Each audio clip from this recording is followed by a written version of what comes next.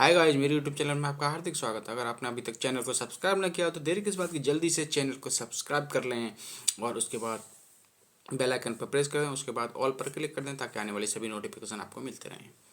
तो आज के हम इस वीडियो में स्टार्ट करने वाले हैं। पिछले वाली वीडियो हमने देखा था एडेप्टिव रेडिएशन और बहुत अच्छे से कंपेरिजन समझा था कि कौन कैसे कन्वर्जेंट एवोल्यूशन है, कौन डाइवर्जेंट एवोल्यूशन है, कौन किसका, तो वही सब देखा था कि केवल एक एडेप्टिव रेडिएशन कहा जाए तो वो डाइवर्जेंट इवोल्यूशन का एग्जाम्पल है। दो या दो से ज़्यादा एडेप्टिव रेडिएशन हो जाते हैं जिसको हमने अच्छे से एग्जाम्पल्स के साथ समझा था, तो वो कन्वर्जेंट इवोल्यूशन का एग्जाम्पल होता है। तो आइए आज हम स्टार्ट करते हैं अगला टॉपिक इसमें, जिसमें है बायोलॉजिकल इवोल्यूशन। कि आखिर बायोलॉजिकल इवोल्यूशन क्या है।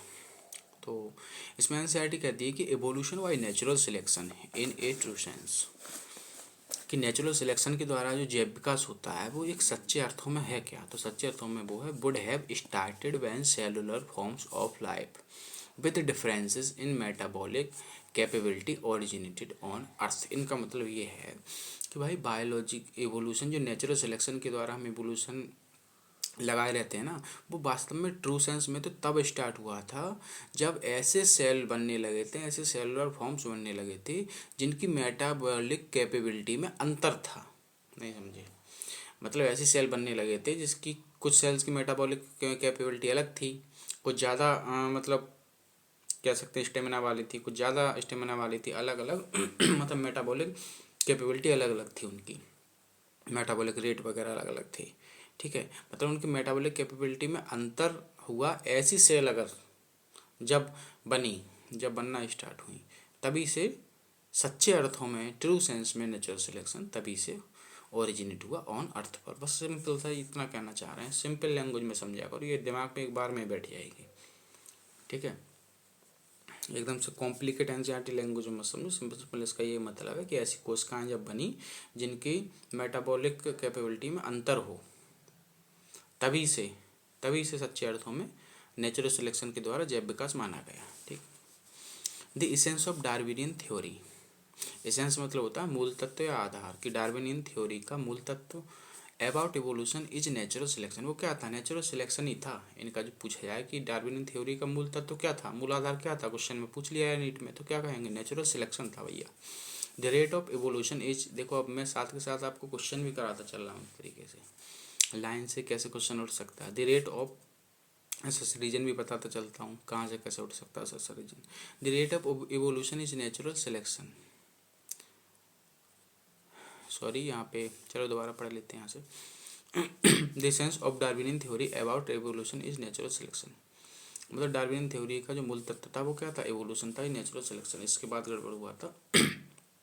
लाइनिंग यहाँ से है, the rate of appearance of new forms, मतलब जो नए नए रूप हैं वो कितनी तेज़ी से बन रहे हैं, कितनी तेज़ी से अपीयर हो रहे हैं। इज लिंक्ड, वो जुड़ा हुआ है, टू द लाइफ साइकिल और द लाइफ स्पान, या तो वो लाइफ साइकिल जीवन चक्र से जुड़ा हुआ है या फिर जीवन काल से जुड़ा हुआ है। ठीक है, कि कोई नई नई फॉर्म्स का मतलब एकदम से नया फॉर्म जो है कितनी जल्दी बना देगा, वो डिपेंड करता है कि उसकी लाइफ साइकिल कितनी है या उसका जीवन काल कितने दिन वो ऑर्गेनिज्म जीता है। ठीक है, देख जीवन चक्र का मतलब होता है अपने ऐसा दूसरा इंडिविजुअल बनाना। ठीक है, लाइफ स्पान का क्या मतलब? लाइफ स्पान का मतलब सिंपल जीवन काल, वो पर्टिकुलर ऑर्गेनिज्म कितने दिन जीता है, सर्वाइव करता है कितने दिन।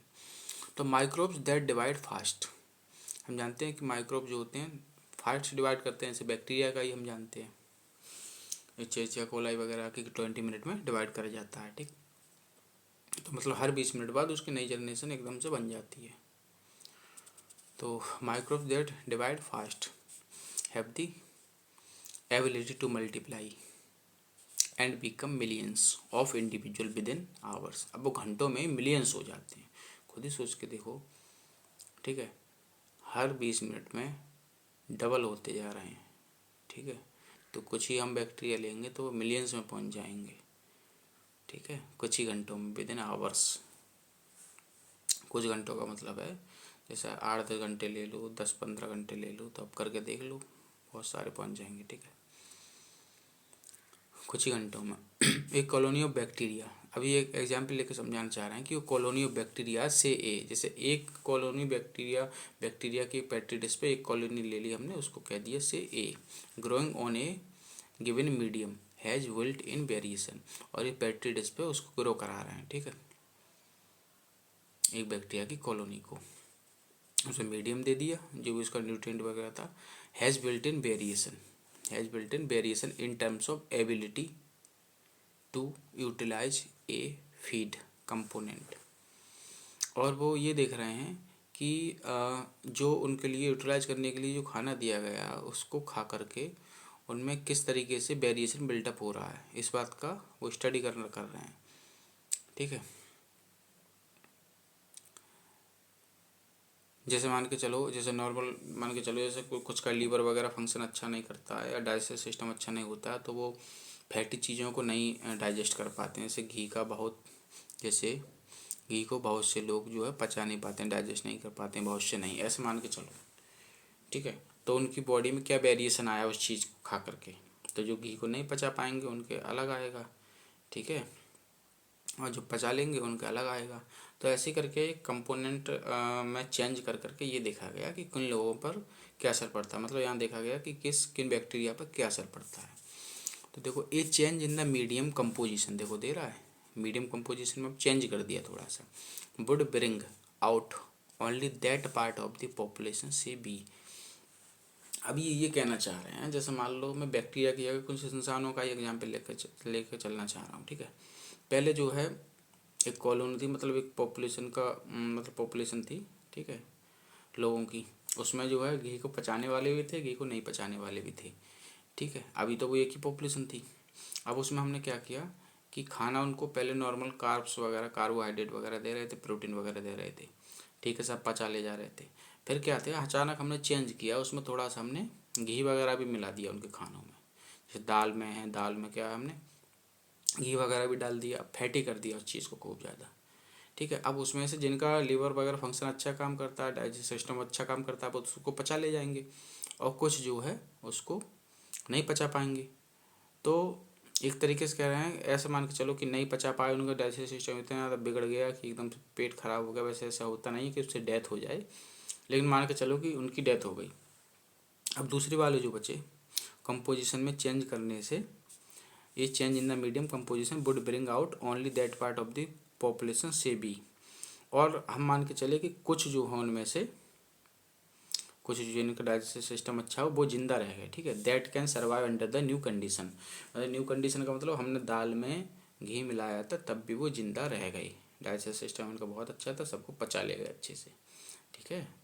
डाइजेस्टिव सिस्टम एकदम ख़राब होने से कोई आदमी मरेगा तो नहीं, लेकिन मैं एग्जाम्पल लेके चल रहा हूँ क्योंकि बैक्टीरिया से हमको कोरिलेट कर रहा है, आपको याद रहेगा, इससे समझ में आएगी ये कैसे लेना, वरना लोगों के समझ में ही नहीं आता कैसे से ये कह दिया, कैसे से बी कह दिया। तो ये से बी है तो मतलब ये वो पॉपुलेशन है जो कंपोजिशन में चेंज करने के बाद भी जिंदा रह गए, मतलब दाल में घी डालने के बाद भी जो इंसान जिंदा रह गए, वो पॉपुलेशन हो गई B, that can survive under the new condition. ऐसे ही आप लोगों की जगह यहाँ बैक्टीरिया मान के चल लो। In due course of time, in due course of time, जैसे जैसे समय बीता, दिस वेरिएंट पॉपुलेशन, ये वेरिएंट पॉपुलेशन थी, आउटग्रोज दी अदर्स, ये पॉपुलेशन जो है आउटग्रोथ करी अदर्स पर, and appears as new speech, और नई जाति के रूप में जो है नई जाति के रूप में बन करके तैयार हो गई, क्योंकि अब केवल वही बचे, मतलब अब नई जाति जो एक तरीके से बनेगी वो पूरी तरीके से कैसी है, वो ऐसी है जो कि अब घी वगैरह से भी उसमें कुछ नहीं होगा। मतलब दरअसल एक तरीके से ऐसे कह सकते हैं, ऐसे कहना ज़्यादा अच्छा है कि जो लोग थे ना, तो उनमें से एक तरीके से घी को पचाने की एबिलिटी किसी में नहीं थी, ये कहना ज़्यादा अच्छा रहेगा, ठीक है। लेकिन जब घी खाया तो कुछ लोगों की मेटाबॉलिज्म लीवर का ऐसा काम किया कि कोशिश करने के बाद भी घी को नहीं पचा पाए उनकी मेटाबॉलिज्म, और कुछ की मेटाबॉलिज्म में ऐसा चेंज हुआ कि वो घी को पचा ले गए, ऐसे मान के चलो। पहले सब ऐसे ही थे कि घी को लगभग कोई नहीं पचा पाता था। अब उनमें से कुछ में मेटाबॉलिक चेंज में ऐसा चेंज हुआ, मेटाबॉलिक रेट में, मेटाबॉलिक प्रोसेस में, जो कि घी को पचा ले गए, तो वो एक तरीके से उन्होंने एडेप्ट किया कह सकते हैं अपने लिए, तो उसी हिसाब से एडेप्ट किया और वो फिर नई जाति के रूप में उभर करके आए, क्योंकि अब वो जाति जो थी वो ऐसी थी जो कि घी को पचा ले जाती थी। This would happen with in days. अब इसका केस क्या केस आ रहा है पता है, ये बैक्टीरिया की बात चल रही है ना, रियल में तो बैक्टीरिया की बात चल रही है। तो ये कहना चाह रहा है कि जो नई जाति बन गई वो दिनों के अंदर ही बन गई, मतलब कुछ दिनों के अंदर ही बन गई, क्योंकि इनका लाइफ स्पान ही छोटा है। तो इनमें नई जाति नए रूप बनने में भी कम टाइम लगेगा। भाई एनसीईआरटी ने पहले ही बता दिया है कि भाई ये जीवन चक्र पर, लाइफ साइकिल पर और लाइफ स्पान पर डिपेंड करेगा कि अगर ये छोटे होंगे तो उनमें नई जाति भी जल्दी बन जाएगी, मतलब नए रूप भी जल्दी बन जाएंगे। अब for the same thing to happen in a fish और फॉल, ये कह रहे हैं कि जैसे यही काम अगर कोई मछली हो, फॉल हो, अब इसका जीवन काल ज़्यादा होता है। ठीक है, फॉल का मतलब जैसे मुर्गियाँ वगैरह, तो ऐसे फिश हो या फॉल हो तो would like millions of years. तो इसी काम को, मतलब एक नई जाति बनने, नई जाति रूप के बनने में उनको मिलियंस ऑफ ईयर्स लगेंगे। किसको? फिश को और फॉल को, क्योंकि उनका जो है age life span of these animals are in years, जैसा कि इनका जीवन काल जो होता है सालों में होता है, मतलब ये लगभग सालों भर जीते हैं से। ठीक है, 1 साल 2 साल 4 साल 6 साल, इस तरीके से कहना चाह रहे हैं। Here we say that fitness of B is better than that of A under the new conditions. ये कहना चाह रहे हैं कि उसमें कंपोजिशन में, जैसे इंसानों को उसमें दाल में घी डाला था तो तब भी कुछ की मेटाबॉलिक रेट ऐसे चेंज हुई कि उस घी को पचा ले गई, तो वास्तव में उनकी फिटनेस ज़्यादा अच्छी थी कंपेयर टू जो नहीं पचा पाए। ठीक है, तो भाई ये कहना चाह रहे हैं कम, तो जो बी वाले थे तो भाई तो ऐसे थे जो कि उनके मेटाबॉलिक रेट में ऐसे चेंज कुछ हुआ और जो जो कि पचा ले गए, तो फिटनेस ऑफ बी की तो ज़्यादा अच्छा कहेंगे ना। जो सर्वाइव कर गए, जो डेथ हो गई इनकी, उनको थोड़ी फिटनेस उनकी अच्छी कहेंगे। तो फिटनेस किसकी अच्छी थी? बी की। जैसे क्वेश्चन करके पूछ भी सकता है, बड़ा सा बना देगा, हम देख कर ही डर जाएंगे थ्योरेटिकल, और वो यही सब लिखेगा, फिर पूछ लेगा कौन से की फिटनेस अच्छी है, ऑप्शन बना देगा कि fitness of B is better than A, second option में बना देगा fitness of A is better than B, दूसरा बना देगा कि fitness of both is same, और फोर्थ ऑप्शन बना देगा नन ऑफ दिस करके बना देगा। कैसे बना सकता है? ठीक है तो अब कर ले जाएंगे। ठीक है, सिंपल सी बात है ये, ऐसे ऐसे समझ में नहीं आता है तो लोगों ने, इसलिए मैंने एनालॉजी करके बता दिया इंसान के एनालॉजी से। ठीक है, that fitness of B is better than that of A under the new conditions. Nature selects for fitness. अब भैया नेचर जो होता है ना, फिटनेस को सिलेक्ट करता है, मतलब जिसकी फिटनेस अच्छी रही होगी उसी का नेचुरल सिलेक्शन होगा, ये कहना चाह रहे हैं। वन मस्ट रिमेंबर, किसी को ये बात ध्यान रखे भैया कि that the so called fitness is based on characteristics. Fitness जो है उन लक्षण पर आधारित है विच आर इनहेरिटेड। ये लाइन कही थी सर कि फिटनेस जो है केवल उन्हीं लक्षणों पर आधारित है जो कि वंशागत होते हैं, मतलब एक पीढ़ी से दूसरी पीढ़ी में जाते हैं। ठीक है, दैट इज जो लक्षण एक पीढ़ी से दूसरी पीढ़ी में जाते हैं, फिटनेस केवल उन्हीं लक्षणों पर आधारित होती है, सिंपल भाषा में कहें तो। ठीक है, देखो यहाँ से लिख लो ये, hence there must be a genetic basis for genetic selected. अब ये कह रहे हैं कि वो जेनेटिक रूप से जेनेटिक रूप से सिलेक्टेड होने के लिए एक जेनेटिक बेसिस होना, मतलब सिलेक्टेड होने के लिए, दोबारा पढ़ लो इस लाइन को, सही से नहीं हो पाई थी अभी। Hence there must be genetic basis होना चाहिए फॉर गेटिंग सिलेक्टेड। ये कह रहे हैं सिलेक्टेड होने के लिए एंड टू इवॉल्व, और विकास करने के लिए एक जेनेटिक बेसिस, मतलब एक जेनेटिक आधार होना चाहिए। Another way of saying the same thing. अब इसी बात को हम दूसरी तरीके से कैसे कह सकते हैं, वो ये है इज दैट कि some organism are better adaptive होते हैं to survive in an otherwise hostile environment. अरे भाई हमने यहाँ यही तो किया था, उस एनवायरनमेंट को, उस मीडियम को हॉस्टिल बना दिया था, मतलब थोड़ा सा विषम परिस्थिति डाल दी थी उसमें।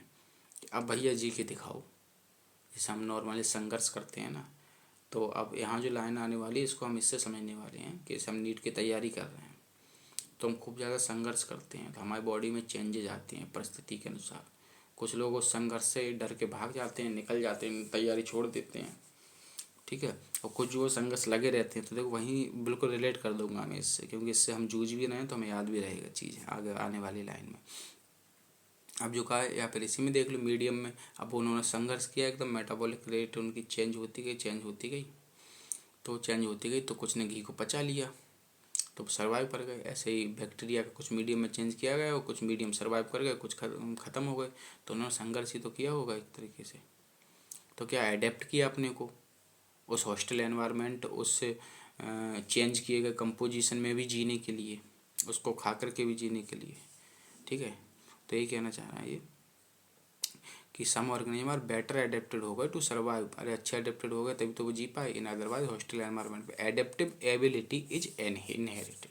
ये कहना चाह रहे हैं कि जो एबिलिटी हम एडेप्ट कर लेते हैं ना, वो एक पीढ़ी से दूसरी पीढ़ी में जाती है।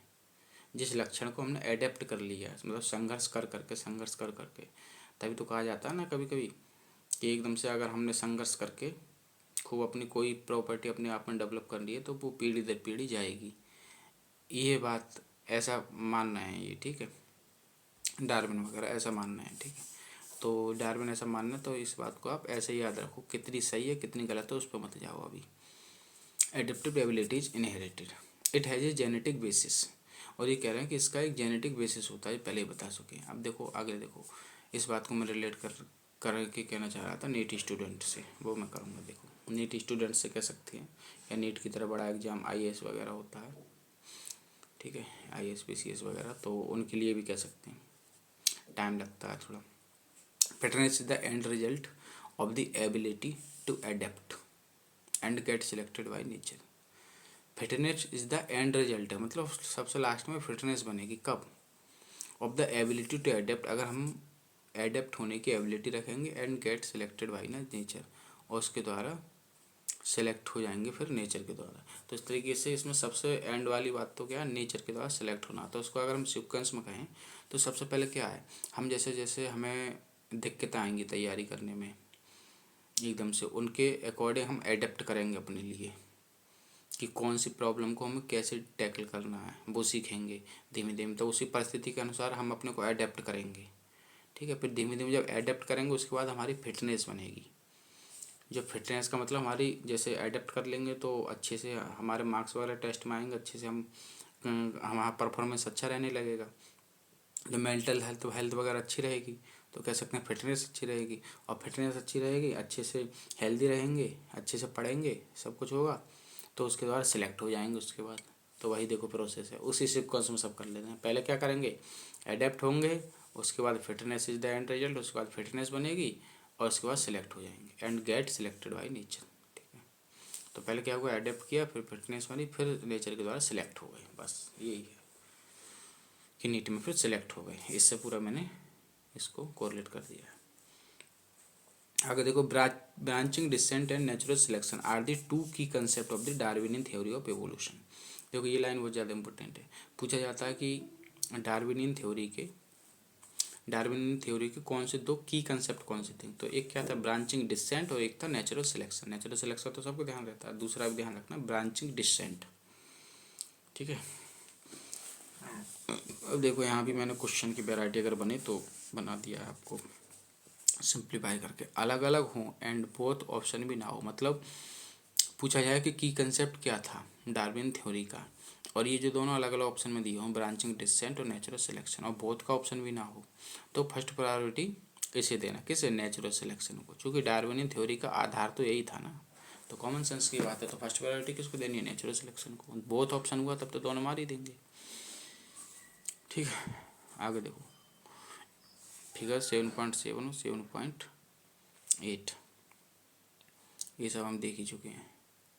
ब्रांचिंग डिसेंट और नेचुरल सिलेक्शन, देखो इसमें भी एक तरीके से ब्रांचिंग डिसेंट और नेचुरल सिलेक्शन ही दिखाया गया है ये सब। ठीक है, फिगर 7.7 और फिगर 7.8, इसमें जो आगे हम पढ़ेंगे। ठीक है, तो इससे आगे देखते हैं। इवन बिफोर डार्विन से पहले भी ये कह रहे हैं कि ऐसा नहीं कि डार्विन ने सब कुछ किया, डार्विन से पहले भी एक फ्रेंच के नेचुरलिस्ट थे, लेमार्क, हेड सेट, कहाँ के थे, फ्रेंच के रहने वाले थे। ठीक है,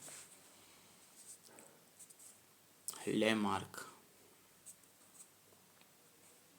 जैसे मान लो कोई बच्चे को किस करता है, तो बच्चे को किस करता है तो होठों पर अगर कुछ लगा हुआ है लिपस्टिक वगैरह, तो उसके गालों पर वो मतलब चिन्ह छोड़ जाता है। ठीक है, ले मार्क छोड़ जाता है, तो ले मार्क छोड़ दिया मैंने तेरे मुंह पर, अपने बच्चे से कहती है माता। ठीक है, मदर।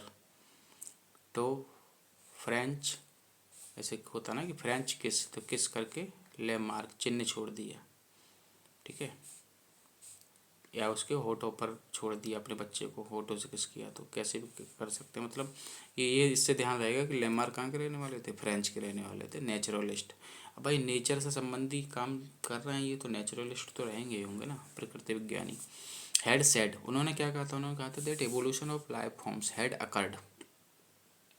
जब ऐसी चीज़ें याद रहती हैं, ठीक है, कि कहाँ के रहने वाले थे, आपको हमेशा ध्यान रहेगा, मरते दम तक कभी नहीं भूलोगे। Had said that evolution of life forms,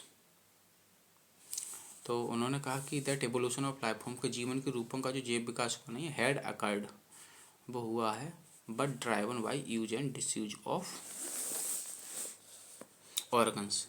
तो छोटी क्लासेस में भी आपने पढ़ा होगा, अगर लैंडमार्क के बारे में पढ़ा हो तो, कि इन्होंने क्या दी थी theory, use and disuse of organ वाली, कि भैया जिन ऑर्गन का हम ज़्यादा यूज़ करते हैं वो एक पीढ़ी से दूसरी पीढ़ी में फिर वैसे ही बनने लगते हैं। जिराफ का एग्जाम्पल इन्होंने दिया था, ठीक है, कि पहले जो थे जिराफ की अगली टांगें गर्दन छोटी हुआ करती थी, फिर धीमे धीमे घास ख़त्म हो गई नीचे की, तो पेड़ पौधों की पत्तियां खाने लगे, तो उचक उचक करके, मतलब अपने पैरों को अगले वालों को ऊपर को करके, गर्दन को ऊपर को करके, उसको स्ट्रेच दे करके और पत्तियों खाने की कोशिश करते थे। तो धीमे धीमे ऐसे ही करते गए, तो पीढ़ी दर पीढ़ी उनकी गर्दन लंबी होती चली गई। तो यही कहना चाह रहे हैं कि यूज़ किया ऑर्गन का, और जो है वो एडेप्ट हो गया। ऐसे ही कहते हैं कि यूज नहीं किया तो उसका जैसे स्नेक वगैरह का एग्जाम्पल देखते हैं कि स्नेक में पहले पैर हुआ करते थे, फिर उन्होंने क्या हुआ, क्योंकि उनको झाड़ी वगैरह में चलने में या बिल में घुसने के में अपने दिक्कत होती थी, तो उन्होंने पैरों का यूज बंद कर दिया, रैंक का चलने लगे, तो धीमे धीमे पैर ख़त्म हो गए। तो ये हो गया डिसयूज का एग्जाम्पल, कि अगर हम जिस ऑर्गन का डिसयूज करेंगे, यूज़ करना बंद कर देंगे, वो ख़त्म हो जाएगा धीमे धीमे, जिसका यूज़ करेंगे वो डेवलप हो जाएगा। ये बस इनके कहने का मतलब था, लेकिन कुछ हद तक ये बात सही थी, कुछ हद तक नहीं थी। तो फिलहाल जो एनसीईआरटी कहती है हम वो मानेंगे। तो आगे इनके बारे में एनसीईआरटी क्या कह रही है, he gave the example of the giraffes who in an attempt to forage leaves of tall trees. ये मैंने पूरी कहानी बताई दी, ऐसे डायरेक्ट एनसीईआरटी लाइन लिख दी, पता ही नहीं, समझ में नहीं आएगा अगर किसी ने पढ़ा हुआ नहीं है या मेरी बात ये सुनी हुई नहीं है कि आखिर हुआ क्या था, ठीक है। तो वही ये कहना चाह रहे हैं, तो इस तरीके से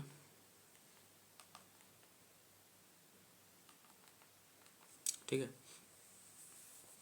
तो ये हो गया यहाँ तक। तो leaves on a tall trees had to adapt by elongation of their necks. ये देखो एनसीईआरटी केवल गर्दन की लंबी की बात कर रहा है, तो आप वही कहना, दैट इज एनसीईआरटी अकेले पैरों वाला नहीं बताती, मतलब अगले पैरों वाला एग्जाम्पल नहीं बताती है, ठीक है। As they passed on this acquired character of elongated neck to succeeding generation तक, जैसे जैसे पास होता गया, जिराफ स्लोली धीमे धीमे ओवर द ईयर सालों दर साल क्या होते गए, came to acquire long necks, वो लंबी गर्दन वाले पाए गए। Nobody believes this conjecture any more. NCERT जो कहती है वो बात मानो, कि निराधार कल्पना वाली कहानी को, मतलब इस तरीके की कंजेक्चर स्टोरी को बहुत ज़्यादा समय तक नहीं माना गया। नो बडी बिलीव्स, ट्रस्ट नहीं किया, मतलब विश्वास नहीं किया, दिस कंजेक्चर एनी मोर, कि ऐसा होता भी है, क्योंकि कुछ चीज़ों में तो ये सही पाई गई, कुछ चीज़ों में सही नहीं पाई गई। जैसे एग्जाम्पल दिया गया था कि जो है कि चाइना वगैरह में लोहे की जूती पहनते चले आए हैं औरतें वगैरह, लेडीज़ वगैरह या लोग पहनते चले आए, तो उनके पैर छोटे हो जाने चाहिए तब, तो क्योंकि उनके पैर बड़े होते थे, तो वो कि बढ़े ना। ऐसे भारत में कि नाक कान छेदने का वो है, तो नाक कान छेदे हुए बच्चे पैदा होने चाहिए। इस तरीके से काफ़ी साइंटिस्ट ने इनको ये बातें बोली, और इसलिए ये इस बात को बहुत ज़्यादा समय तक नहीं माना गया। तो बाकी आगे का अगली वीडियो में देखते हैं। वीडियो अच्छी लगी तो वीडियो को लाइक करें, कमेंट करें, शेयर करें ज़्यादा से ज़्यादा फ्रेंड के साथ, ताकि सभी को इस वीडियो को फ़ायदा मिल सके। बाकी वीडियो को देखने के लिए बहुत बहुत धन्यवाद, बने रहिए।